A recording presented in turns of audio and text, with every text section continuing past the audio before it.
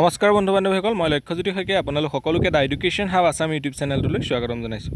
বন্ধু বান্ধৱীসকল, এই চেনেলটোৰ জৰিয়তে আগন্তুক দিনত হ'বলগীয়া যিকোনো ধৰণৰ কম্পিটিটিভ এক্সাম, বিশেষকৈ ADRE অৰ্থাৎ অসমৰ প্ৰত্যক্ষ নিযুক্তিৰ সহায় হোৱাকৈ বিভিন্ন ধৰণৰ প্ৰশ্ন উত্তৰ আলোচনা কৰি আহিছোঁ।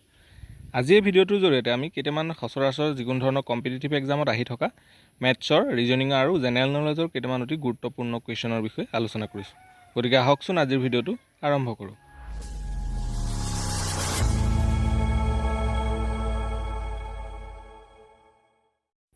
আজিৰ ভিডিঅ'টোৰ প্ৰথমটো কুৱেশ্যন হ'ল, if a is equal 1 and EAT is equal 26, then SEAT is equal what? যদি a is equal 1, EAT is equal 26, তেন্তে SEAT is equal কি হ'ব? ইয়াত যদি আমি লক্ষ্য কৰোঁ তেতিয়াহ'লে কি হয়, ইয়াত উল্লেখিত সংখ্যাসমূহ ইংলিছ এলফাবেটৰ লেটাৰৰ স্থানসমূহ যোগ কৰি পোৱা গৈছে।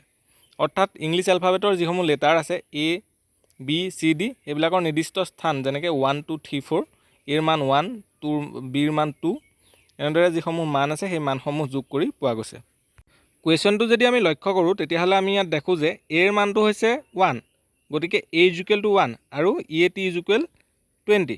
যদি চাওঁ ইৰ মানটো হৈছে এলফাবেটিকেল নাম্বাৰত যদি আমি চাওঁ তেতিয়াহ'লে ইৰ মানটো হৈছে 5 আৰু এৰ মানটো হৈছে 1 আৰু টিৰ মানটো হৈছে 20।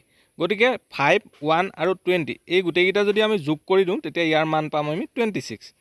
ঠিক তেনেদৰে SEATৰ স্থানসমূহ পাবৰ বাবে আমি এলফাবেটৰ স্থানসমূহ প্ৰথমে উলিয়াব লাগিব। ইয়াত এছৰ স্থান হৈছে 19, ইৰ স্থান হৈছে 5 আৰু এৰ স্থান 1 আৰু টিৰ স্থান 20। গতিকে এই ভেলুকেইটাক যদি আমি যোগ কৰি দিওঁ 19, 5, 1 and 20, এই গোটেইকেইটাক যদি আমি যোগ কৰি দিওঁ তেতিয়াহ'লে ইয়াৰ মান পাম আমি 45। গতিকে চিটৰ ভেলু হ'ব 45।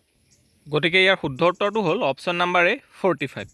এনেধৰণৰ এলফাবেটিকেল অৰ্ডাৰৰ যিকোনো ধৰণৰ কুৱেশ্যনসমূহ কৰিবৰ বাবে এলফাবেটসমূহৰ স্থানসমূহ জনাটো আমাৰ বাবে অতি প্ৰয়োজনীয়। আপোনালোকে মোৰ হোৱাটছআপ বা টেলিগ্ৰাম লিংকত জইন হৈ আপোনালোকে এলফাবেটিকেল অৰ্ডাৰৰ যিটো ছিট সেই ছিটটো লাভ কৰিব পাৰে আৰু ইয়াৰ PDF সমূহ লাভ কৰিব পাৰে। Question number 2, if health is coded as IDBKUG, then hospital is coded as. যদি হেল্থ IDBKUG হিচাপে কোড কৰা হয় তেন্তে হস্পিটেলক কিদৰে কোড কৰা হ'ব? এতিয়া যদি আমি হেল্থ আৰু IDBKUG এই এলফাবেটিকেল অৰ্ডাৰকেইটা ভালদৰে লক্ষ্য কৰোঁ তেতিয়া দেখা পাওঁ যে এইচৰ লগত 1 প্লাছ কৰিছে, অৰ্থাৎ এটা এলফাবেটৰ স্থান প্লাছ কৰিলত পাইছে I। ঠিক তেনেদৰে নেক্সট ইৰ লগত তাৰ পৰা এটা স্থান মাইনাছ কৰিছে, তাৰ পাছত পাইছে D, অৰ্থাৎ ইয়াৰ লগত এই এলফাবেটিকেল অৰ্ডাৰটোৰ লগত 1 প্লাছ কৰিছে আৰু 1 মাইনাছ কৰিছে। এনেদৰে কৰি গ'লত পোৱা গৈছে IDBKUG। ঠিক তেনেদৰে আমি হস্পিটেল ৱৰ্ডটোৰ লেটাৰকেইটাৰ লগত যদি +1 আৰু -1 এনেদৰে কৰোঁ তেতিয়াহ'লে আমি কোডেড লেটাৰকেইটা পাই যাম। অৰ্থাৎ এইচৰ লগত 1 প্লাছ কৰিম আমি পাম I, অ'ৰ পৰা 1 মাইনাছ কৰিম তেতিয়া পাম N, এছৰ লগত 1 প্লাছ কৰিলে পাম T, পিৰ পৰা 1 মাইনাছ কৰিলে O পাম, আইৰ লগত 1 প্লাছ কৰিলে J পাম, টিৰ পৰা 1 মাইনাছ কৰিলে S পাম, এৰ লগত 1 প্লাছ কৰিলে B পাম আৰু এলৰ পৰা 1 মাইনাছ কৰিলে K পাম। অৰ্থাৎ হস্পিটেলৰ কোডেড লেটাৰটো হ'ব INTOJSBK।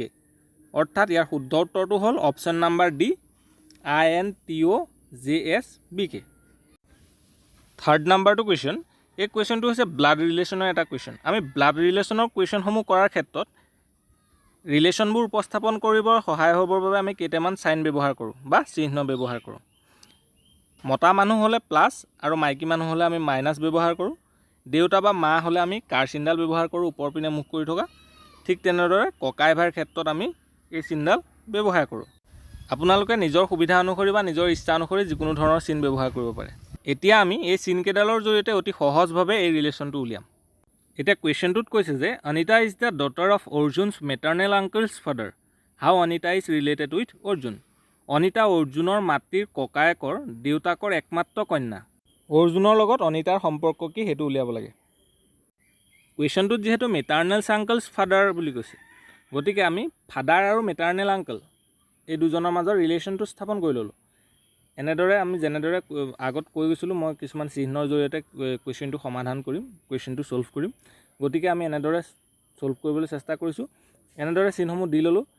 কুৱেশ্যনটোত যিহেতু মেটাৰ্নেল আংকলছ ফাদাৰ কৈছে, গতিকে মেটাৰ্নেল আংকলছৰ ফাদাৰৰ একমাত্ৰ জীয়েক এজনী আছে আৰু সেই একমাত্ৰ জীয়েকজনী আৰু আংকলটোৰ মাজত হৈছে সম্পৰ্ক যিহেতু প্ৰশ্নটো সুধিছেই মোমায়েকৰ বাপেকৰ একমাত্ৰ জীয়েক বুলি, গতিকে আমি গম পালোঁ যে অনিতা হৈছে অৰ্জুনৰ মাক, অৰ্থাৎ অৰ্জুনৰ মোমায়েকৰ বাপেকৰ একমাত্ৰ জীয়েকজনী হ'ব অৰ্জুনৰ মাক। অৰ্জুনৰ মাক যিহেতু, গতিকে আমি এই ওপৰলৈ থকা কাৰ চিনডালত ব্যৱহাৰ কৰিছোঁ, আৰু এই অৰ্জুন যিহেতু মতা মানুহ, গতিকে আমি প্লাছ চিনটো ব্যৱহাৰ কৰিছোঁ। গতিকে এই প্ৰশ্নটোৰ শুদ্ধ উত্তৰটো হ'ল অপশ্যন নাম্বাৰ বি, মাদাৰ, অৰ্থাৎ মা। 4 নম্বৰটো কুৱেশ্যন হ'ল, what will be the amount after 2 years when a principal of ৰেছ 80,000 is given at 20% compounded half yearly. যেতিয়া 80 টকাৰ মূলধন এটা 6 মাহত 20% চক্ৰবৃদ্ধি সুদ কৰা হয়, তেতিয়া 2 বছৰৰ পিছত ইয়াৰ মূলধন কিমান হ'ব? ইয়াত আমি এমাউণ্টটো উলিয়াবৰ বাবে এটা ফৰ্মুলা ব্যৱহাৰ কৰিম, সেইটো হৈছে P × 1 + R / 100 to the power T। এই ফৰ্মুলাটোত Pটোৱে প্ৰিন্সিপাল অৰ্থাৎ মূলধন, Rটোৱে ৰেট অৰ্থাৎ সুদ, আৰু Tটোৱে টাইম বুজাইছে, কিমান দিনলৈ দিছে সেইটো বুজাইছে। কুৱেশ্যনত যিহেতু 20% কম্পাউণ্ডেড হাফ ইয়েৰ কৈছে, গতিকে আমি ইয়াত প্ৰত্যেক 6 মাহৰ সুতৰ হাৰ ধৰিম 20 / 2 অৰ্থাৎ 10%, আৰু টাইম হ'ল 2 বছৰ। এই 2 বছৰক যদি আমি হাফ ইয়েৰ কৰোঁ, অৰ্থাৎ 6 মাহ কৰোঁ, তেতিয়া আমি পাম 4টা হাফ ইয়েৰ, অৰ্থাৎ 6 মাহ এবছৰত যিহেতু 12 মাহ, গতিকে আমি 6 মাহকৈ কৰিলে আমি 4টা হাফ ইয়েৰ পাম। এতিয়া আমি এমাউণ্টটো পাবৰ বাবে ফৰ্মুলা অনুসৰি নিৰ্দিষ্ট স্থানসমূহত মানসমূহ বহাই যাম। ইয়াত প্ৰিন্সিপাল এমাউণ্ট অৰ্থাৎ মূলধনটো হৈছে 80,000 × 1 + ৰেট হৈছে 10%, 10 / 100 to the power 4, 4টো হৈছে টাইম। যিহেতু আমি 2 বছৰটোক হাফ ইয়েৰকৈ ভাগ কৰি ল'লোঁ, তাৰ ফলত আমি পালোঁ 4। এতিয়া যদি আমি অংকটো এনেদৰে কৰি দিওঁ, তেতিয়াহ'লে পাম অপশ্যন নাম্বাৰ বি, 1,17,128 টকা। 5 নম্বৰটো question, 4 square of 5 cm length were cut from corners of a rectangular plate of dimension 45 cm × 35 cm. From the remaining plate, an open box is made. Find the volume of the box. 45 cm × 35 cm আয়তাকাৰ প্লেটৰ চুকবোৰৰ পৰা 5 cm দৈৰ্ঘ্যৰ 4টা বৰ্গ কাটি লোৱা হয়, আৰু বাকী থকা প্লেটখনৰ পৰা এটা মুকলি বাকচ তৈয়াৰ কৰা হয়। এতিয়া বাকচটোৰ আয়তন কিমান হ'ব উলিওৱা। ইয়াত প্লেট ছটাৰ দীঘলটো হৈছে 45 - 5 × 2 = 35, অৰ্থাৎ যিহেতু প্ৰত্যেকটো চুকৰ পৰা 5 চেণ্টিমিটাৰকৈ আয়তাকৃতিত কাটি দিবলৈ কৈছে, গতিকে দীঘলটোৰ পৰা আমি 5 চেণ্টিমিটাৰ কাটিলোঁ, অৰ্থাৎ 10 চেণ্টিমিটাৰ কাটি দিলোঁ। তাৰ ফলত ইয়াৰ দীঘলটো হ'ল 35 চেণ্টিমিটাৰ, আৰু ঠিক তেনেদৰে বহল অংশৰ পৰাও 5 চেণ্টিমিটাৰ অৰ্থাৎ 10 চেণ্টিমিটাৰ কাটি দিলোঁ। তাৰ ফলত ইয়াৰ বহলটো হ'ব 35 - 5 × 2 = 25 চেণ্টিমিটাৰ। গতিকে মুকলি বক্সটোৰ আয়তন হ'ব 35 × 25 × 5 = 4,375 চেণ্টিমিটাৰ কিউব। ইয়াত যে 5টো পালোঁ, 35 × 25, 35টো হৈছে দীঘলটো, 25টো হৈছে বহলটো, আৰু 5টো হৈছে যেতিয়া মুকলি বাকচ এটা বনাবলৈ চিটৰ বাকী থকা অংশবিলাক আমি কি কৰিলোঁ, ওপৰলৈ লৈ গ'লোঁ। তাৰ ফলস্বৰূপে আমি ইয়াৰ উচ্চতাটো পালোঁ 5 চেণ্টিমিটাৰ। গতিকে 35 × 25 × 5 আমি গোটেইকেইটা মাল্টিপুল কৰিলোঁ, অৰ্থাৎ পূৰণ কৰিলোঁ। তাৰ ফলস্বৰূপে পালোঁ আমি 4,375 চেণ্টিমিটাৰ কিউব। গতিকে ইয়াৰ শুদ্ধ উত্তৰটো হ'ব অপশ্যন নাম্বাৰ ডি। 6 নম্বৰটো question, a certain amount is invested at a certain simple interest rate for a period of 6 years. If the amount is invested at 3% more rate than it has fetched raise 900 more. Find the principal amount. 6 বছৰৰ বাবে এটা নিৰ্দিষ্ট পৰিমাণৰ ধন নিৰ্দিষ্ট সৰল সুতৰ হাৰত বিনিয়োগ কৰা হয়। যদি ধনৰাশি 3% অধিক হাৰত বিনিয়োগ কৰা হয়, তেন্তে ই 900 টকাৰ অধিক লাভ কৰে। ইয়াৰ মূলধনৰ পৰিমাণ বিচাৰি উলিওৱা। ইয়াত যদি সুতৰ হাৰ 3% বাঢ়ে, তেতিয়াহ'লে 6 বছৰৰ বাবে সাধাৰণ সুতৰ হাৰ বাঢ়িব 6 × 3 অৰ্থাৎ 18%। যদি 18%ৰ ভেলু হয় 900, তেতিয়াহ'লে 100%ৰ ভেলু হ'ব 100 × 900 / 18। গতিকে ইয়াৰ দিবলগীয়া এমাউণ্টটো হ'ব 5,000। ইয়াৰ শুদ্ধ উত্তৰটো হ'ল option number D, 5,000। 7th number question, who is known as Indian Bismarck? ভাৰতীয় বিছমাৰ্ক হিচাপে কোনজনক জনা যায়? ইয়াৰ শুদ্ধ উত্তৰটো হ'ল option number C, Sardar Vallabhbhai Patel. Sardar Vallabhbhai Patel ডাঙৰীয়াক ভাৰতীয় বিছমাৰ্ক হিচাপে জনা যায়। Next 8th number question, which of the following does computing in a personal computer? তলৰ কোনটোৱে ব্যক্তিগত কম্পিউটাৰত কম্পিউটিং কৰে? ইয়াৰ শুদ্ধ উত্তৰটো হ'ল অপশ্যন নাম্বাৰ এ CPU। CPUৱে ব্যক্তিগত কম্পিউটাৰত কম্পিউটিং কৰে। Question number 9, the rupee sign was adopted by government of India in which of the following year? কোনটো বছৰত ভাৰত চৰকাৰে টকাৰ চিন ৰুপি গ্ৰহণ কৰিছিল? ইয়াৰ শুদ্ধ উত্তৰটো হ'ল অপশ্যন নাম্বাৰ চি 2010।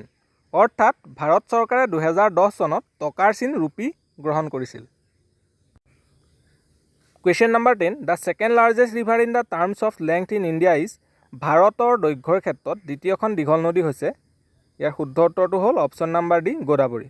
গোদাবৰীখন হৈছে ভাৰতৰ দৈৰ্ঘ্যৰ ক্ষেত্ৰত দ্বিতীয়খন দীঘল নদী আৰু ভাৰতৰ প্ৰথমখন দীঘল নদী হৈছে Ganga. 11th number question, the first Indian to win an Olympic medal in badminton was? বেডমিণ্টনত অলিম্পিক পদক লাভ কৰা প্ৰথমজন ভাৰতীয় কোন আছিল? ইয়াৰ শুদ্ধ উত্তৰটো হ'ল option number D Saina Nehwal. অৰ্থাৎ চাইনা নেহৱাল হ'ল প্ৰথমজন ব্যক্তি যিয়ে বেডমিণ্টনত অলিম্পিকত ভাৰতীয় হিচাপে প্ৰথমে পদক লাভ কৰিছিল। Question number 12, in 2016 world's fastest reactive anti rabies vaccine was launched in which country? 2016 চনত বিশ্বৰ প্ৰথম দ্ৰুততম প্ৰতিক্ৰিয়াশীল এণ্টি ৰেবিজ ভেকচিন কোনখন দেশত মুকলি কৰা হৈছিল? ইয়াৰ শুদ্ধ উত্তৰটো হ'ল অপশ্যন নাম্বাৰ এ ইণ্ডিয়া। অৰ্থাৎ 2016 চনত বিশ্বৰ প্ৰথম দ্ৰুততম প্ৰতিক্ৰিয়াশীল এণ্টি ৰেবিজ ভেকচিন ভাৰতে মুকলি কৰিছিল। 13th number question, saffron is produce in which of the following Indian states? তলৰ কোনখন ভাৰতীয় ৰাজ্যত কেশৰ উৎপাদন কৰা হয়? ইয়াৰ শুদ্ধ উত্তৰটো হ'ল option number A Jammu and Kashmir. অৰ্থাৎ ভাৰতৰ জম্মু আৰু কাশ্মীৰত প্ৰচুৰ পৰিমাণে কেশৰৰ উৎপাদন কৰা হয়। Question number 14, Zika virus which causes neurological birth disorder is transmitted by? Neurological birth disorder হোৱা জিকা ভাইৰাছ কিহৰ দ্বাৰা সংক্ৰমিত হয়? নিউৰলজিকেল বাৰ্থ ডিছঅৰ্ডাৰ মানে হৈছে যদি কোনো গৰ্ভৱতী মহিলাৰ সেই ভাইৰাছটো হয়, অৰ্থাৎ জিকা ভাইৰাছ হয়, তেতিয়াহ'লে গৰ্ভস্থ যিটো সন্তান সেই সন্তানটোৰ কি মানসিক বিকাশ বা স্নায়ুতন্ত্ৰৰ বিকাশ নহয়। এই জিকা ভাইৰাছটো মহৰ বা মস্কিটোৰ জৰিয়তে বিয়পে। অৰ্থাৎ ইয়াৰ শুদ্ধ উত্তৰটো হ'ল option number B mosquito bite. 15th number question, who was the first president of Indian National Congress? ভাৰতীয় ৰাষ্ট্ৰীয় কংগ্ৰেছৰ প্ৰথম সভাপতি কোন আছিল? ইয়াৰ শুদ্ধ উত্তৰটো হ'ল অপশ্যন নাম্বাৰ ডি উমেশ চন্দ্ৰ বেনাৰ্জী। অৰ্থাৎ উমেশ চন্দ্ৰ বেনাৰ্জীদেৱ ভাৰতীয় ৰাষ্ট্ৰীয় কংগ্ৰেছৰ প্ৰথমগৰাকী সভাপতি আছিল। আৰু ভাৰতীয় ৰাষ্ট্ৰীয় কংগ্ৰেছৰ প্ৰথমগৰাকী মহিলা সভাপতি হ'ল Annie Besant. 16th number question, right to information or RTI act came into effect in the year? তথ্য জনাৰ অধিকাৰ আইন RTI কোন বছৰৰ পৰা কাৰ্যকৰী কৰা হৈছে? ইয়াৰ শুদ্ধ উত্তৰটো হ'ল অপশ্যন নাম্বাৰ বি 2005। অৰ্থাৎ 2005 চনৰ পৰা তথ্য জনাৰ অধিকাৰ আইন RTI কাৰ্যকৰী কৰা হৈছে। 17th number question, who was the chief guest on the occasion of 74th republic day celebrations in India? ভাৰতত 74 সংখ্যক গণৰাজ্য দিৱস উদযাপনৰ উপলক্ষে মুখ্য অতিথি কোন আছিল? ইয়াৰ শুদ্ধ উত্তৰটো হ'ল option number C Abdul Fattah el Sisi. Abdul Fattah el Sisi হ'ল ইজিপ্তৰ প্ৰেছিডেণ্ট অৰ্থাৎ ৰাষ্ট্ৰপতি আৰু তেখেত ভাৰতৰ 74 সংখ্যক অৰ্থাৎ 2023 চনৰ যি গণৰাজ্য দিৱস উদযাপন কৰিছিল সেই গণৰাজ্য দিৱসৰ মুখ্য অতিথি আছিল। Question number 18, what is the common name of the solution of calcium hydroxide? Calcium hydroxide দ্ৰব্যৰ সাধাৰণ নাম কি? ইয়াৰ শুদ্ধ উত্তৰটো হ'ল option number A lime water. অৰ্থাৎ কেলছিয়াম হাইড্ৰক্সাইড দ্ৰব্যৰ সাধাৰণ নামটো হৈছে lime water. Question number 19, Jantar Mantar in Delhi is historically important for? দিল্লীৰ যন্তৰ মন্তৰ কিহৰ কাৰণে ঐতিহাসিকভাৱে গুৰুত্বপূৰ্ণ? ইয়াৰ শুদ্ধ উত্তৰটো হ'ল অপশ্যন নাম্বাৰ ডি এষ্ট্ৰনমিকেল অবজাৰভেটৰী। অৰ্থাৎ জ্যোতিষবিদ্যাৰ গ্ৰহ নক্ষত্ৰৰ পৰ্যবেক্ষণ কৰাৰ বাবে দিল্লীৰ যন্তৰ মন্তৰ ঐতিহাসিকভাৱে গুৰুত্বপূৰ্ণ। Question number 20 or last question, name the first women to head a paramilitary force? Paramilitary ফ'ৰ্চৰ নেতৃত্ব দিয়া প্ৰথমগৰাকী মহিলা কোন আছিল? ইয়াৰ শুদ্ধ উত্তৰটো হ'ল অপশ্যন নাম্বাৰ বি অৰ্চনা ৰামাচুন্দৰম। অৰ্থাৎ অৰ্চনা ৰামচুন্দৰ হ'ল পেৰামিলিটাৰী ফ'ৰ্চক নেতৃত্ব দিয়া ভাৰতৰ প্ৰথমগৰাকী মহিলা। বন্ধু বান্ধৱীসকল আপোনালোকে যদি মোৰ ভিডিঅ'সমূহ চাই ভাল পাইছে তেনেহ'লে চেনেলটো ছাবস্ক্ৰাইব কৰি দিব, ভিডিঅ'সমূহ লাইক কৰি দিব আৰু লগৰ বন্ধু বান্ধৱীসকলৰ সৈতে শ্বেয়াৰ কৰি দিব। ধন্যবাদ।